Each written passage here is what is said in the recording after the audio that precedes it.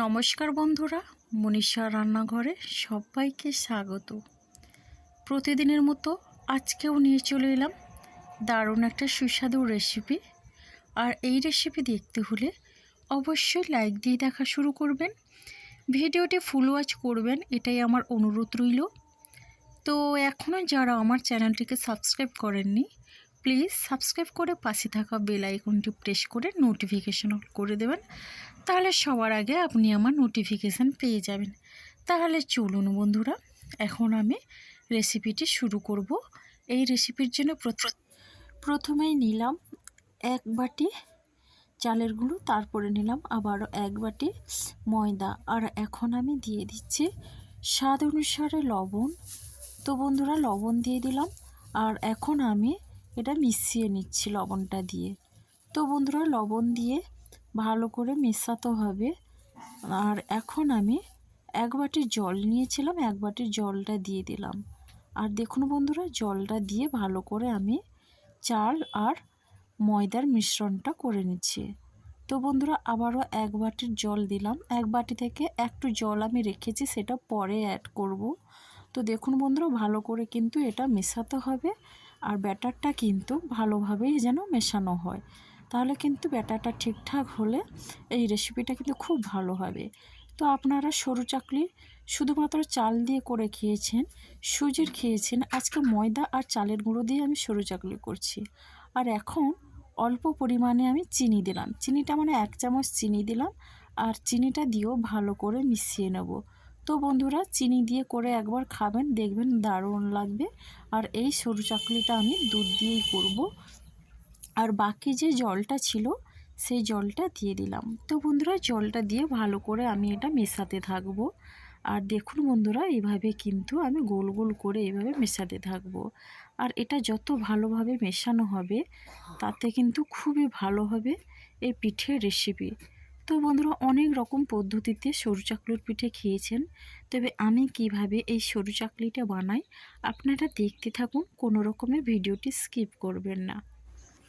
আর এখন আমি এই রকম একটা চামচ নিয়েছি, আর দেখুন বন্ধুরা ব্যাটারের ঘনত্বটা। তো চামচের উল্টো সাইডটা দেখুন, স্টিলটাই দেখা যাচ্ছে না। তো ব্যাটারের ঘনত্বটা কিন্তু এইভাবেই রাখতে হবে, তাহলে কিন্তু পারফেক্ট সরু চাকলি পিঠাটা করতে পারবেন। তো যাই হোক, এটা বারবার মেশানোর পরে এখন আমি গ্যাসে কড়াই বসিয়ে দিয়েছি, আর আমি সাদা তেল ব্রাশ করে নিচ্ছি। এর আগে কিন্তু আমি 2-3টে করে নিয়েছি। তো এখন আমি দেখিয়ে দিচ্ছি আবারও একটা করে। তো কেমনভাবে এই সরু চাকলিটা করি আপনারা দেখতে থাকুন। তো বন্ধুরা, প্রথমে আমি এইরকম চামচে 1/2 চামচ করে দিচ্ছি, বেশি দেব না। আর এখন আমি এটা এইভাবে কড়াইটাকে ঘুরিয়ে নিচ্ছি, আর ঘুরিয়ে আমি গোল করে নিচ্ছি। আপনারা চাইলে এই চামচের সাহায্যে গোল করে নিতে পারেন। আর আমি অপেক্ষা করব উপরেরটা শুকনো হওয়া পর্যন্ত। তো দেখুন বন্ধুরা, উপরেরটা শুকনো হয়ে সাইড ছেড়ে দিয়েছে, খুব সুন্দরভাবে কিন্তু এটা তোলা যাবে কড়াই থেকে। তো যাই হোক বন্ধুরা, এখন আমি এটা উল্টে দিচ্ছি। তো পাটিসাপটা যেভাবে হয় সেভাবে আমি করব না, আমি না এইভাবে 2 ভাঁজ করে নেব। তো বন্ধুরা, সরু চাকলি তো পুরোটাই গোল রুটির মতো হয়, আমি সেই রকম করলাম না, আমি এরকম 2 ভাঁজ করে নিলাম। তো দেখুন আমার একটা রেডি হয়ে গেছে, আর এখন আমি তুলে নিয়ে আবারও একটা করে নিচ্ছি। তো বন্ধুরা, আপনারাও চেষ্টা করবেন এইভাবে করে সরু চাকলি পিঠেটা বানানোর। আর এই সরু চাকলি পিঠে অসম্ভব সুন্দর লাগে খেতে, অমৃত স্বাদে এই সরু চাকলি। তো বন্ধুরা, আপনারাও যদি চেষ্টা করেন খুব সহজেই আপনারাও বানাতে পারবেন। আর এটা বানানোর কোনো ঝামেলা নেই, কোনো কষ্ট নেই, খুব সহজেই এটা বানানো যায়। আপনারা প্রথম থেকে যারা দেখছেন তারা অবশ্যই বুঝতে পারছেন এটা কিন্তু খুব সহজেই বানানো যায়, আর এটা অসম্ভব সুন্দর লাগে। আর আমি এখানে চিনি দিয়ে করছি, আপনারা চাইলে গুড় দিয়েও এটা করতে পারেন। তো বন্ধুরা দেখুন, এটাও একই রকমভাবে আমি 2 ভাঁজ করে নিয়ে এখন আমি তুলে নিচ্ছি।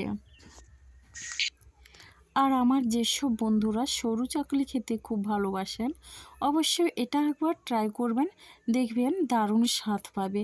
আর দুর্দান্ত সরু চাকলির রেসিপি। আর এটা কিন্তু বাচ্চা থেকে বড় সবার কিন্তু খুবই ভালো লাগবে। আর এই সরু চাকলি কিন্তু নরম তুলতুলে কাগজের মতো পাতলা আর সাদা ধবধবে। তো বন্ধুরা আমি এখানে তো চাল আর ময়দা দুটোই মিশিয়েছি। আপনারা চাইলে শুধুমাত্র চাল বা শুধুমাত্র ময়দা দিয়ে একই রকম পদ্ধতিতে বানাতে পারেন, দেখবেন দারুণ লাগবে। তো যাই হোক, সবগুলো আমার বানানো হয়ে গেছে। আর দেখেই বুঝতে পারছেন একেবারে কাগজের মতো পাতলা আর নরম তুলতুলে অসাধারণ হয়েছে। কিন্তু বন্ধুরা আপনারাও এই একই রকম পদ্ধতি চেষ্টা করলে অবশ্যই এই রকম পারফেক্ট সরু চাকলি করতে পারবেন। তো যাই হোক, আমি এইরকম ভাঁজ করে নিচ্ছি, সবগুলো এইভাবেই ভাঁজ করে নেব, যেহেতু আমি দুধের মধ্যে এটা দেব। তো দেখুন বন্ধুরা, সবগুলো আমার এইরকম করে ভাঁজ করে নিয়েছি। আর এইভাবে কিন্তু খুব সুন্দর লাগছে দেখতে। তো বন্ধুরা আপনারাও চেষ্টা করবেন এইভাবে করে বানাতে। তো যাই হোক, আর এদিকে কড়াইতে আমি দুধ বসিয়ে দিয়েছি আর দুধটা অনেকটা গরম হয়েছে। এখানে আমি 1 লিটার গরুর দুধ নিয়েছি আর এটাকে আমি জাল করে নেব, মিনিমাম 500-700 মতো করে নেব। তো এখন আমি 2টো এলাচ আর 3-4টের মতো লবঙ্গ দিলাম, সঙ্গে একটা তেজপাতা ধুয়ে দিয়ে দিলাম।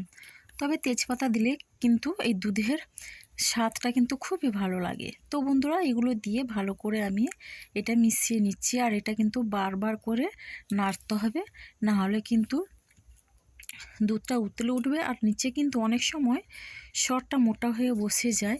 তো এই সরটা যাতে না বসে তার জন্য অনবরত আমি এটা নাড়তে থাকবো। তো বন্ধুরা দেখুন দুধটা আমার অনেকটা কমে গেছে আর এইভাবে কিন্তু বারবার আমি নাড়তেই থাকবো। তো বন্ধুরা এটা কিন্তু খুবই সুন্দর একটা পিঠের রেসিপি, দুর্দান্ত লাগে। তো দেখুন দুধটা কিন্তু ফুটিয়ে আমি অনেকটা কমিয়ে নিয়েছি। আর এখন আমি দিয়ে দিচ্ছি এই চামচে 1 চামচ চিনি। তো এখানে আমি চিনি দিচ্ছি, আপনারা চাইলে চিনির জায়গায় গুড় দিয়েও এই পিঠেটা বানাতে পারেন। তো বন্ধুরা গুড়টা যেহেতু আমার কাছে নেই, তার জন্য এখন আমি চিনি দিয়ে বানাচ্ছি।